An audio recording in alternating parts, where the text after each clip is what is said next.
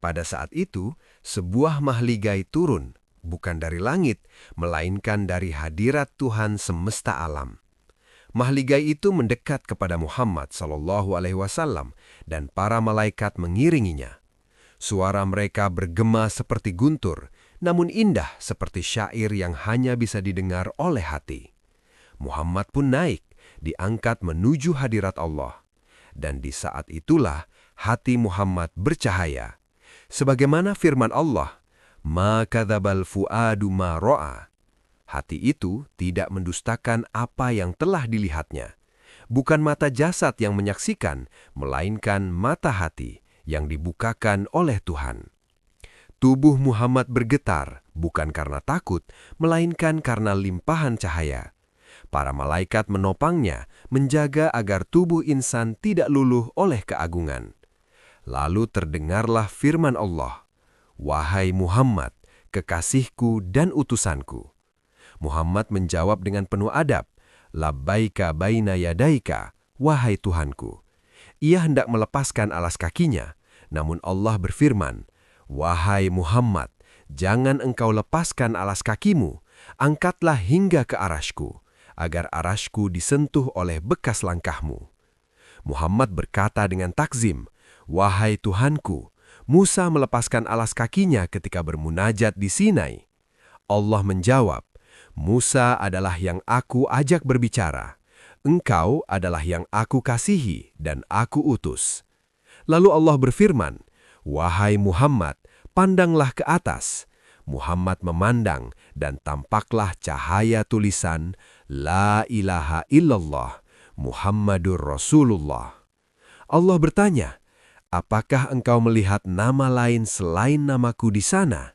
Muhammad menjawab, "Tidak, wahai Tuhanku." Allah bertanya lagi, "Apa yang engkau persembahkan ketika berdiri di hadapanku?"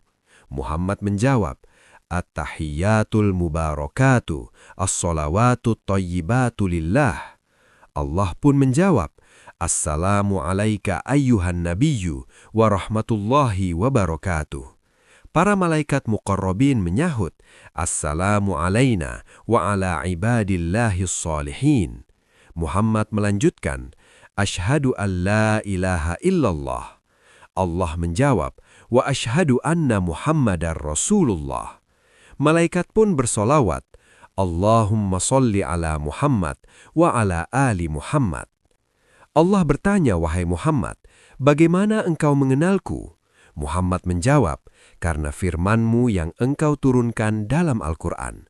Allah bertanya lagi, "Percayakah engkau pada amanah yang aku titipkan?" Muhammad menjawab, "Telah kujunjung di atas ubun-ubunku, wahai Tuhanku." Allah bertanya, "Siapa yang bersamamu memohon kepadaku?" Muhammad menjawab, "Semua hamba-Mu yang beriman dan para malaikat."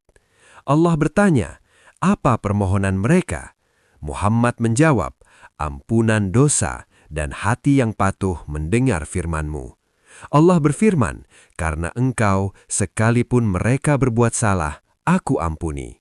Muhammad menjawab, "Wahai Tuhanku, jangan permudah dosa mereka, tetapi kuatkanlah mereka untuk meninggalkan yang engkau murkai."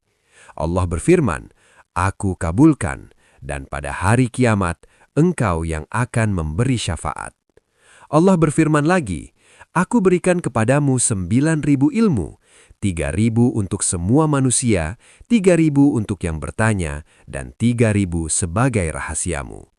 Kemudian Muhammad diangkat oleh Rof-Rof, usungan cahaya hijau yang berkilau lebih tajam dari matahari, dan diturunkan kembali hingga ke bawah arash.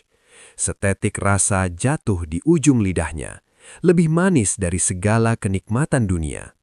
Ia telah berdialog dengan Tuhannya tanpa kegentaran, tanpa jarak, tanpa bahasa yang kaku. Ia tidak melihat Tuhan sebagaimana makhluk melihat makhluk, tetapi menyaksikan tajalli yang tidak menyerupai apapun. Ia diberi keluasan untuk memohon dan dikabulkan. Ia diberi ilmu dan diamanahi untuk menyampaikan. Lalu diwajibkanlah sholat 50 waktu yang kelak diringankan menjadi 5 sebagai hadiah perjumpaan. Setelah itu, Muhammad diizinkan kembali. Rof-Rof menurunkannya ke Sidratil Muntaha, tempat Jibril menunggu. Mereka bersalam dengan takzim dan pengagungan. Dan Muhammad SAW bersyukur dengan syukur yang tak terhingga.